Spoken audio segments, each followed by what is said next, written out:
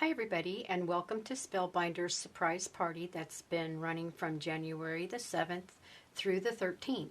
But first, before I get started, I do want to make sure you understand that by commenting on my blog is, of course, always welcome, but it does not enter you into this contest. This is a contest that is being sponsored by Spellbinders, so directions on how to enter are in the blog post and official rules on Spellbinders blog. But of course, I do have a link on my blog for you people who are watching on YouTube and want to enter.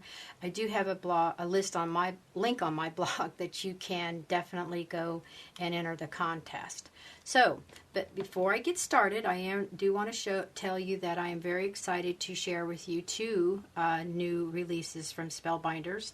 The first one is, of course, the Baby Borderability Petites, which I do have a project I'll be showing you.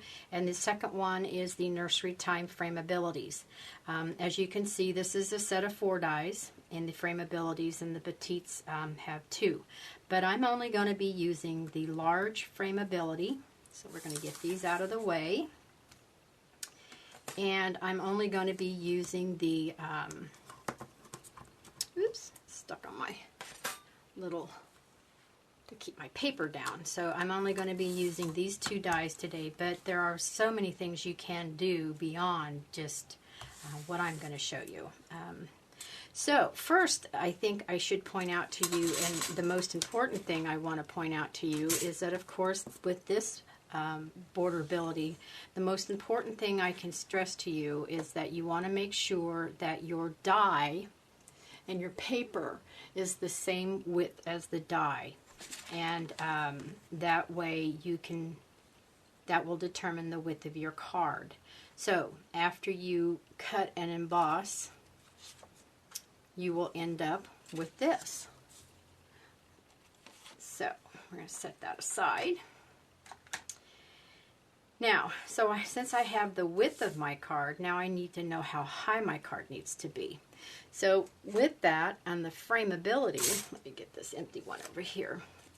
When I cut and embossed it, you can see that was what determined the height on my card. So these dies do 2 things. The width and the height are determined by the die itself.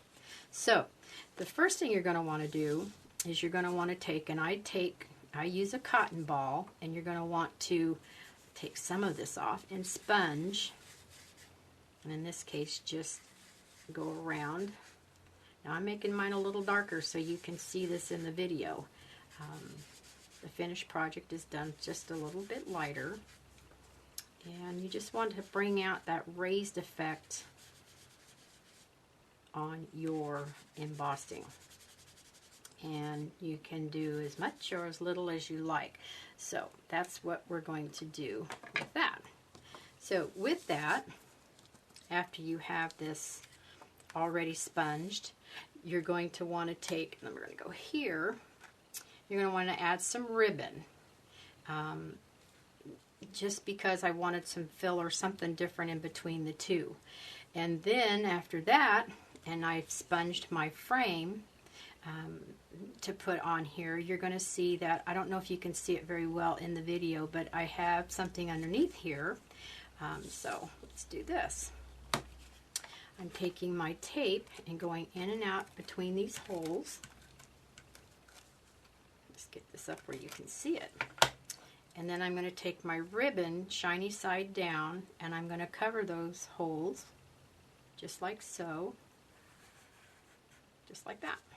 To where I really do have a filler in there. So, so now I'm going to remove, I already have some dimensionals on here.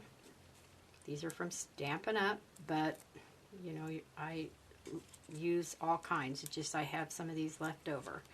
So we're going to remove these, and because I'm up above, let's make sure I'm going to just set this right down like so.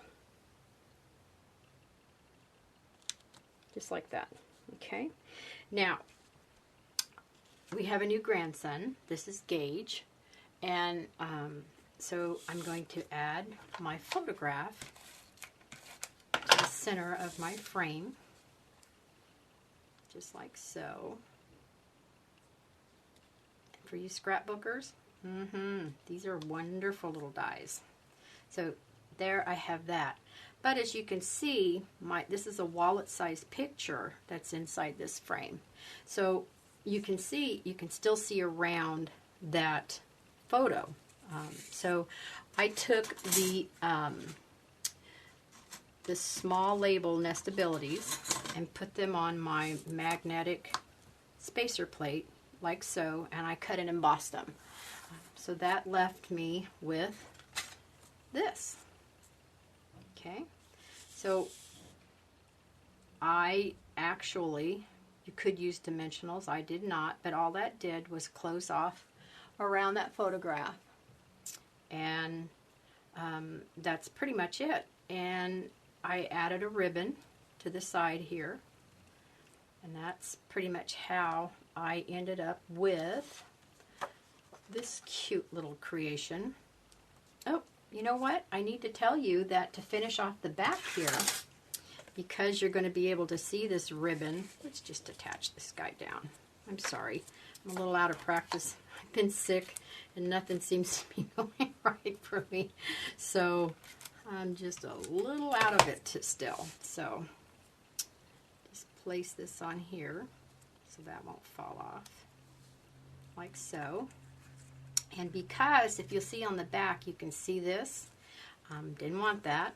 So I did place, let's put some just temporary on here, some cardstock in behind so that, let's turn it the right way though.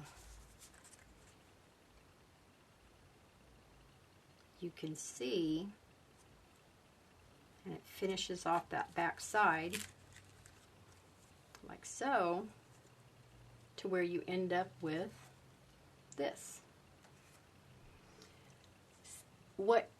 I did add some embellishing, some little rhinestones here. I don't know, I'm used to doing girly things, being that Gage is a boy. This is something that definitely, of course, is going to take some getting used to. I don't see lace in my future for a while, but anyway, this is adorable because of the size. It's smaller than a 6x6 card, so it could be a card, but not only do you stop there, if you'll notice my second project on my blog, I also incorporated it into a scrapbook page. So I know this looks kind of yellowy in the camera, but the theme was the circles in the paper, and I just, of course, I did not add the edging around like I did here, which I think this looks better than this, but came off the paper colors. This circle was left blank for Mom to do her own journaling. So that's the two projects I had for you today, but really, really cute little dies. And very, very sweet and fun to do, and fast, as you can see. So with that, good luck to all of you that do enter, and I hope you have a wonderful, wonderful day.